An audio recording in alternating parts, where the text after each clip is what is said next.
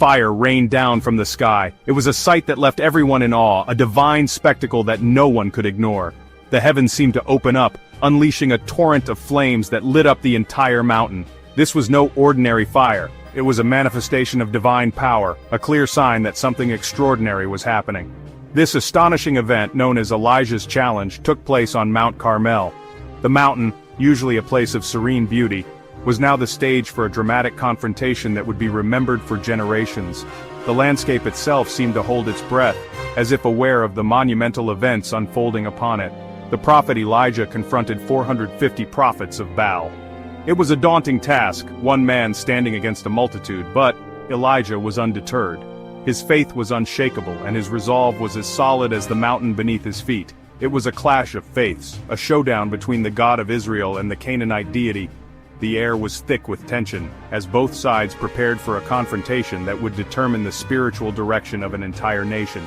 Tensions ran high as the Israelites gathered on the mountainside, their hearts torn between the old ways and the new.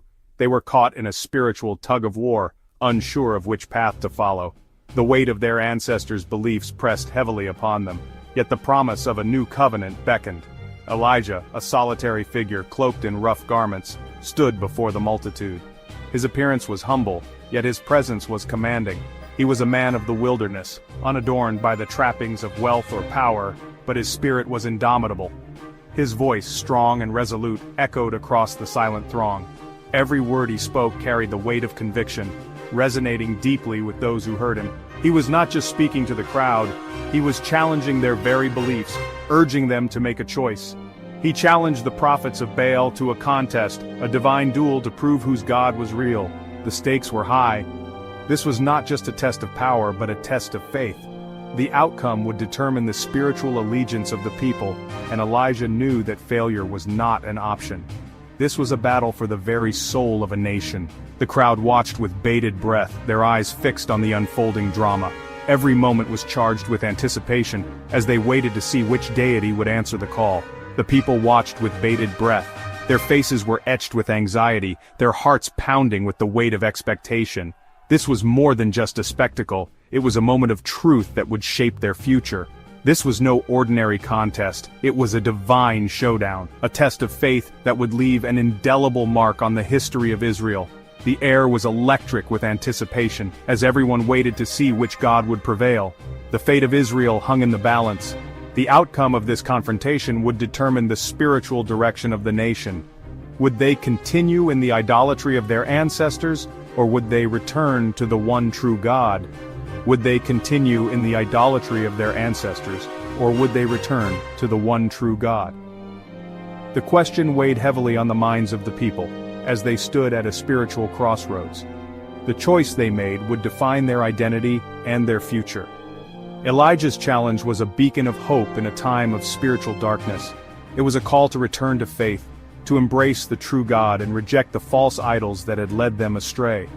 In that moment, Elijah stood as a symbol of hope, a light shining in the darkness, guiding his people back to the path of righteousness. The prophets of Baal, confident in their numbers and their tradition, readily accepted Elijah's challenge. They prepared their altar, laid out their sacrifice, and began their frenzied rituals.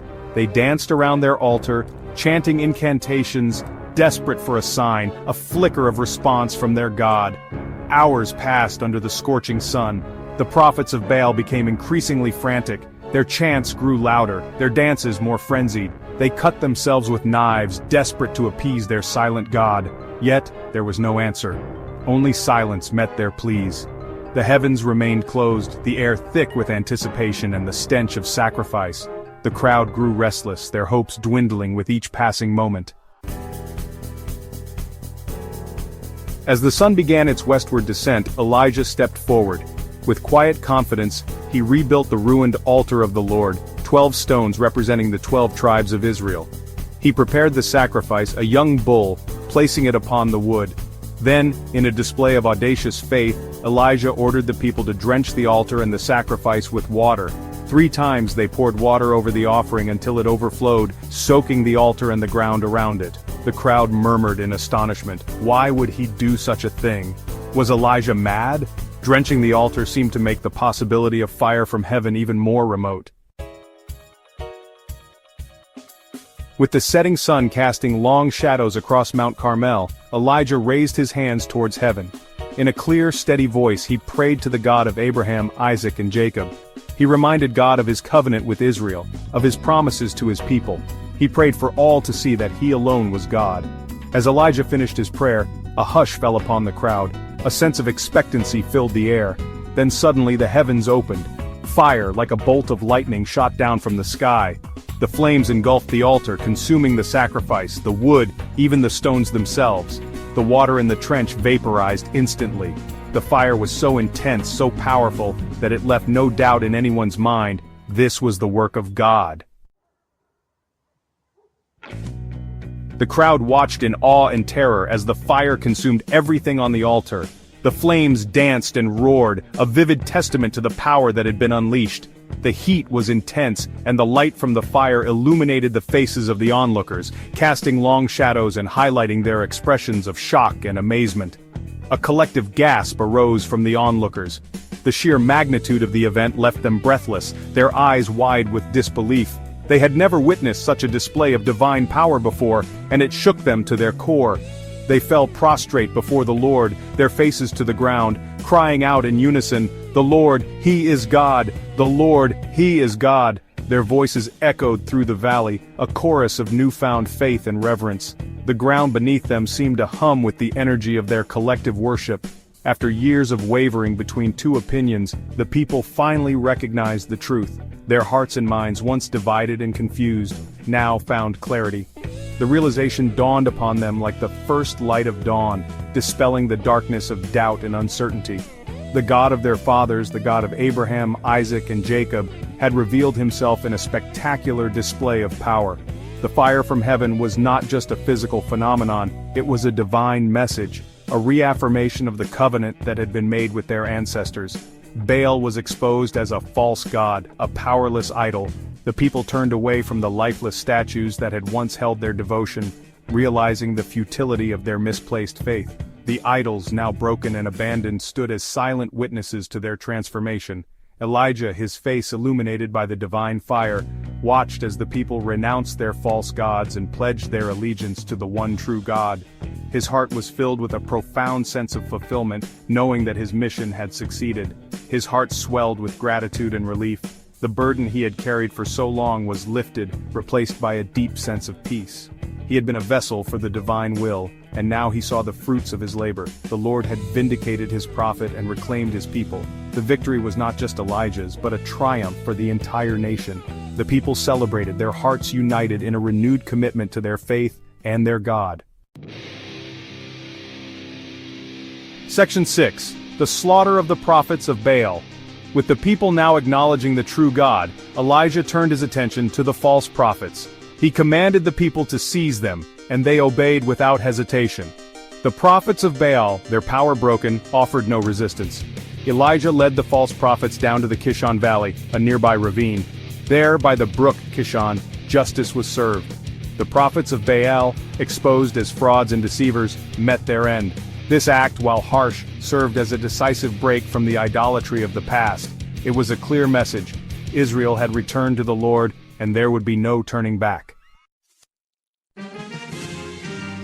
Section 7. A drought-breaking downpour. As if to further affirm the people's return to him, the Lord sent a torrential downpour. For 3.5 years the land had been parched by a severe drought, a consequence of their unfaithfulness.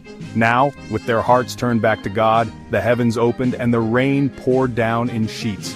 The drought was broken, a tangible sign of God's mercy and forgiveness.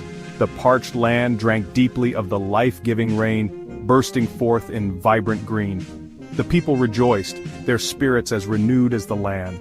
The timing of the rain, coming immediately after the fire and the judgment, served as a powerful symbol of God's grace and restoration. He had disciplined his people in love, and now he was showering them with blessings.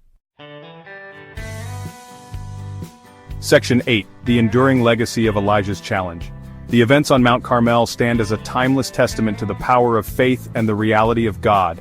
Elijah's unwavering belief in the one true God emboldened him to stand against the tide of popular opinion. His courage in the face of opposition continues to inspire believers today.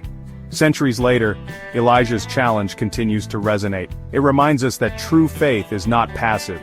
It is active, courageous, and willing to stand up for truth, even when it is unpopular. The story also highlights the danger of idolatry, of placing anything or anyone before God. The empty rituals of the prophets of Baal serve as a stark reminder that true worship comes from the heart, not from empty gestures. Section 9. A testament to faith and divine power. The fire from heaven on Mount Carmel was more than just a spectacular event. It was a divine intervention that demonstrated the power and presence of God in a tangible way. The people of Israel had been led astray, worshiping false gods and idols, but this miraculous event was a clear sign that the God of Israel was the one true God. It was a turning point in the history of Israel. The nation was at a crossroads, and this event served as a catalyst for change. The people witnessed firsthand the power of God, and it reignited their faith and commitment to Him. It marked a return to the God of their fathers, a recommitment to the covenant. The covenant that had been established with Abraham, Isaac, and Jacob was renewed, and the people were reminded of their heritage and their responsibilities as God's chosen people. This story is a testament to the faithfulness of God. Despite the people's unfaithfulness, God remained faithful to His promises. He showed mercy and grace, giving them another chance to turn back to Him. He always honors those who seek Him diligently. The story of Elijah and the fire from heaven is a powerful reminder that God rewards those who earnestly seek Him. It encourages us to remain steadfast in our faith, knowing that God is always with us. He hears the cries of His people and answers in His perfect timing. Sometimes we may feel like our prayers are going unanswered, but this story reminds us that God hears every prayer and responds in His own perfect way and time. Elijah's challenge serves as a beacon of hope for all who believe. It shows that even in the face of overwhelming odds, faith in God can bring about miraculous outcomes. Elijah stood alone against the prophets of Baal, but with God's power, he emerged victorious. It reminds us that no matter how dark the circumstances, no matter how overwhelming the opposition, God is always in control. He can turn any situation around for His glory and our good. God is able to do immeasurably more than all we ask or imagine. His power is limitless, and His love for us is boundless. We can trust Him to work in ways that exceed our greatest expectations. He is the God who answers by fire. This story is a vivid illustration of His ability to intervene in our lives in powerful and unmistakable ways. He is the God who makes the impossible possible. No matter what challenges we face, we can have confidence that God is with us, and He will see us through. This story of Elijah and the fire from heaven is a timeless reminder of God's power, faithfulness, and love.